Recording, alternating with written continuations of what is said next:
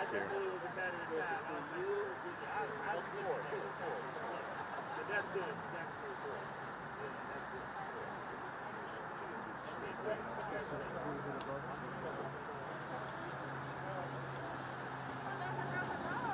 Hi there. Good morning.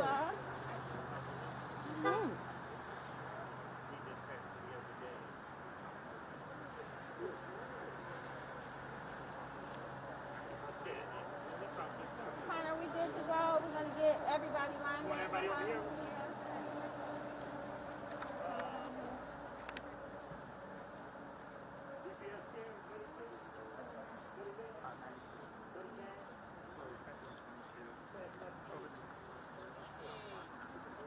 We're good? We solid? Connor? We good to go? All right, okay. Good evening, everyone. Thank you all for being here on this somewhat cold Cleveland morning, but good for January. And thank you to the local leaders who are here with me today to announce the funding coming to Ohio to repair and rebuild our bridges. I am honored to be joined by City Council President Blaine Griffin, Cuyahoga County Council President Pernell Jones, City Council members Harrison and Conwell, State Rep Upchurch, Dave Wondolowski from the Cleveland Building and Construction Trades Council, and Dan O'Malley, the Lakewood City Council President and Principal Officer of the Cleveland AFL-ICO. It is no coincidence that we stand here before you on the brink of Dr. Martin Luther King Jr. Day in front of a key bridge on MLK Drive. At a time when our nation is often divided, I am proud to be joined by community leaders and stakeholders today to announce the $96.7 million investment that will be coming to Ohio in 2022 this year to repair our crumbling bridges thanks to the bipartisan infrastructure law. I cannot help to think about how imperative bridges are to bringing communities together and removing the divides that stand between us. That was the spirit and message for which Dr. King advocated in his time. So this location is very fitting to announce the first year of funding that will be coming to Ohio to repair and rebuild bridges in Northeast Ohio and across the state. As many of you know, I was sworn into Congress on November 4th, 2021, and less than 48 hours later, I cast my first vote for the historic bipartisan infrastructure bill. Signed into law by President Biden weeks later, the infrastructure law includes the greatest and largest investments in roads, bridges, airports, safe drinking water, and broadband networks in generations. But today, we are here to talk about bridges. The infrastructure law created the New Bridge Formula program to fix and rebuild America's bridges that are critical for getting to school and work, moving commerce, and connecting our communities. Through this program, again, Ohio will receive, I can't be more excited to say this figure, $96.7 million this year, and nearly $500 million, that's $500 million over the next 5 years, to replace and repair the highway bridges and make it easier to fix city and county-owned bridges like the one we stand before today. In Ohio, there are 1,377 bridges in poor condition. Some of these are major bridges, but the funding I am announcing today is for small and medium-sized bridges, like the critical bridges here that line Martin Luther King Jr. Drive.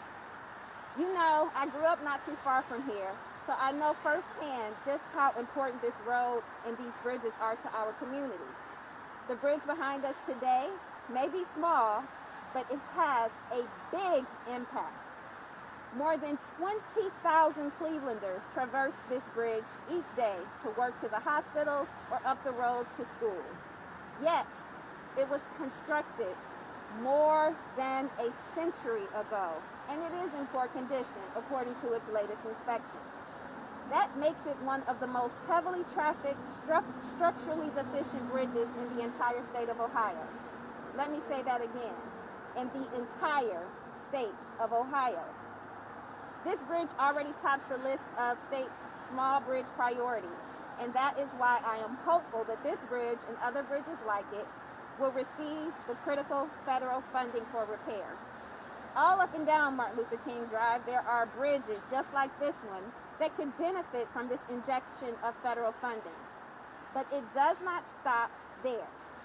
Bridges from Old Detroit downtown to the RTA rail crossing on East 75th and on the east side of Cleveland, and the Bowery Street Bridge in downtown Akron, among other countless bridges in Northeast Ohio, are prime targets for these federal dollars. While states must normally federally fund with up to 20% of state or local funding, the bipartisan infrastructure law allows federal funds to be used for 100%. I repeat, 100% of the cost of repairing these local bridges. This will make it significantly easier for states and local projects to get approved. And what are these projects going to bring to Cleveland, you ask? Well, I'm glad you did.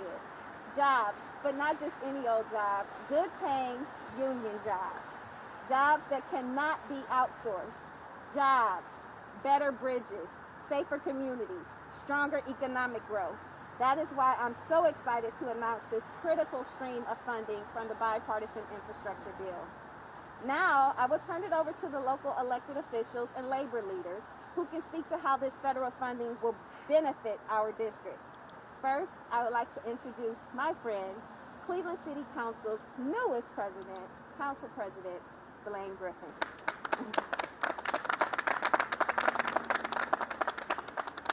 Thank you so much, Congresswoman Brown. That sounds so good to say. Thank you so much, Congresswoman Brown. We really appreciate your leadership at Congress to really bring home these critical dollars for the city of Cleveland. Congresswoman Brown is exactly right.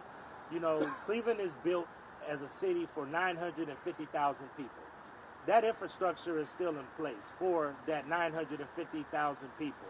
Now we have a population approximately 375,000 people or so. So it's critical to get these kind of dollars from the federal government in order to help cities, because we don't have the capacity to deal with some of these small bridges and projects, as you can see, that are critical corridors that go through our city.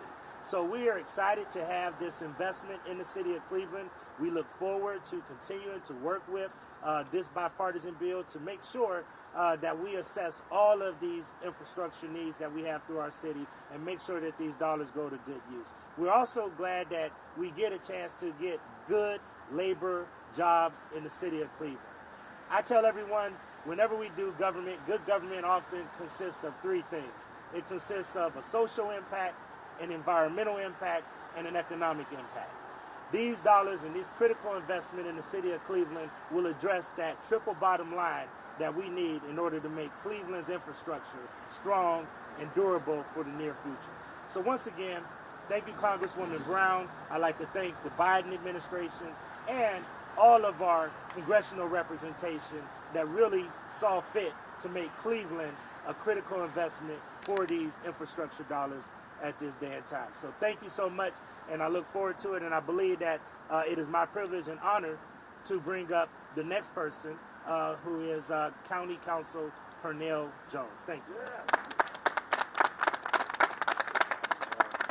Thank you, Council President Blaine Griffin, and thank you, Congresswoman Brown. It does feel good to say that. Say it again. Thank you, Congresswoman Brown.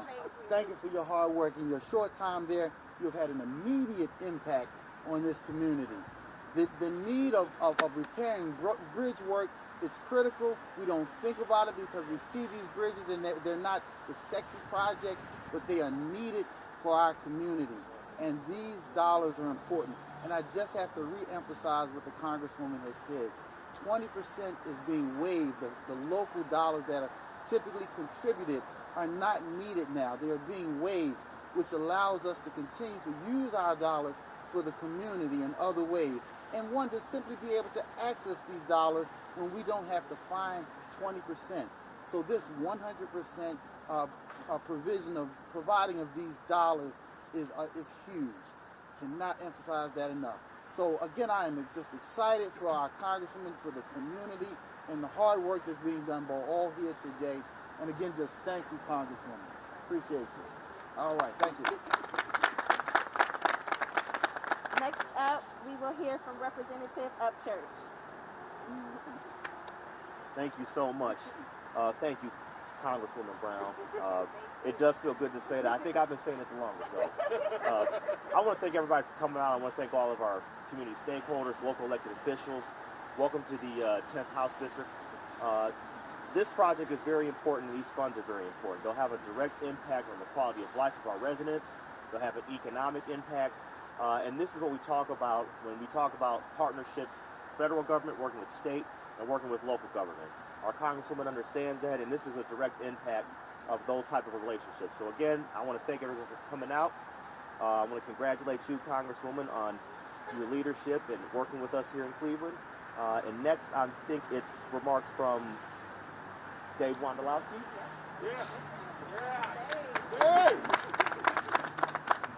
I also would like to echo the thank yous to Congresswoman Brown. It's ironic that we're here today to talk about bridge repair and bridge construction. It's going to create great union jobs for my members by the Congresswoman who spent a better part of her life building bridges. I knew she'd go to D.C. and do that. She's doing just that. We're proud of her. Good point. You know, this is going to have a huge economic impact on the county and really on the whole state, but it's going to give us the ability to recruit more people into the building trades, into union apprenticeship programs, and into journey person jobs with good paying benefits, good paying wages. And they're going to be able to work on these bridges, spend a career in the building trades, have good health care, access to good health care, and retire with dignity with a pension. This is great. This is going to have a long-lasting economic impact on my membership, and I appreciate that. Thank you. And last but certainly not least, my friend, Council President Dan O'Malley. Thank you very much, Congresswoman, and we're thrilled. We were thrilled at the AFL-CIO certainly to have supported the bipartisan and historic infrastructure bill. I think it's fitting that one of the literally first things that the Congresswoman did when she was sworn in was to vote for this legislation that's going to transform our community, create thousands of family-sustaining jobs, and bring our infrastructure into the 21st century. Dave talked about the job creation and construction. There's also going to be countless jobs created with broadband expansion and telecom, permanent jobs that are going to be created to service and maintain the new infrastructure that's going to be created. And remember, we're talking about roads and bridges that are also being used every day by our firefighters and our paramedics and other first responders to get to emergencies when seconds matter. So really the impact of this can't be overstated. We are thrilled for the jobs that this is going to create and what it's going to do for the economy, for our union members, and really for everybody here in the community. So really appreciate the Congresswoman's steadfast support on this, and very happy to be here and be supportive. All right, with that, we will take some questions if you have any questions.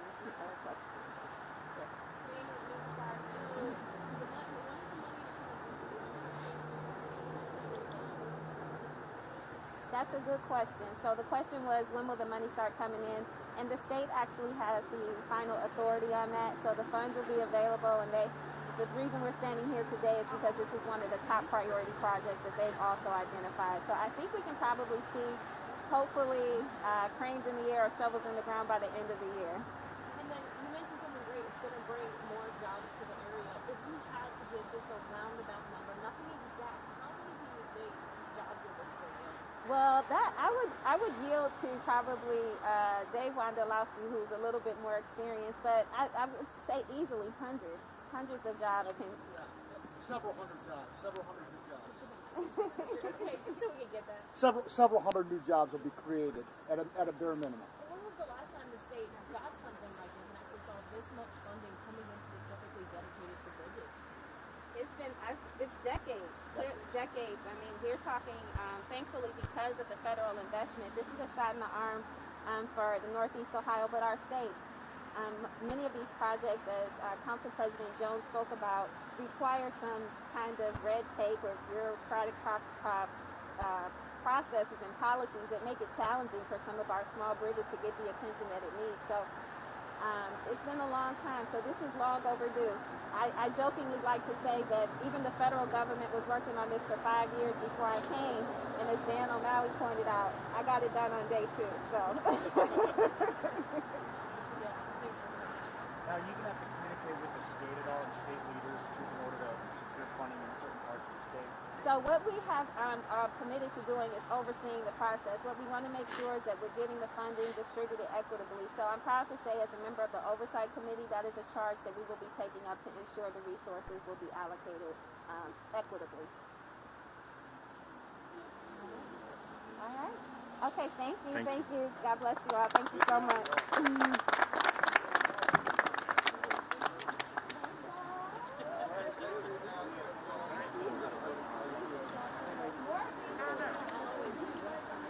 I'm sorry, excuse me.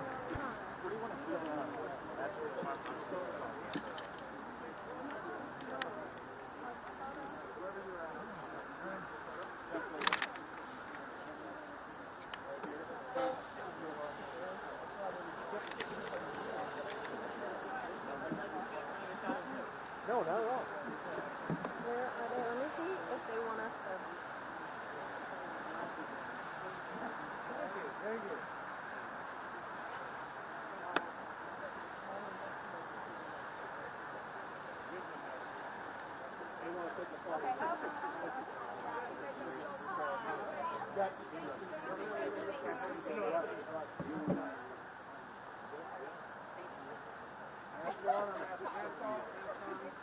Best laid plans are set up with the bridge in the background, and everybody stands in front of the bridge. We got a straight man calling me. Let's hope that holds up for another 15 minutes. No, let it go. The camera's rolling.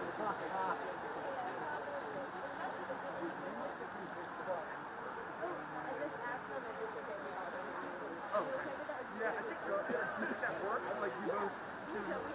Okay, perfect. Yeah, whatever works best for you.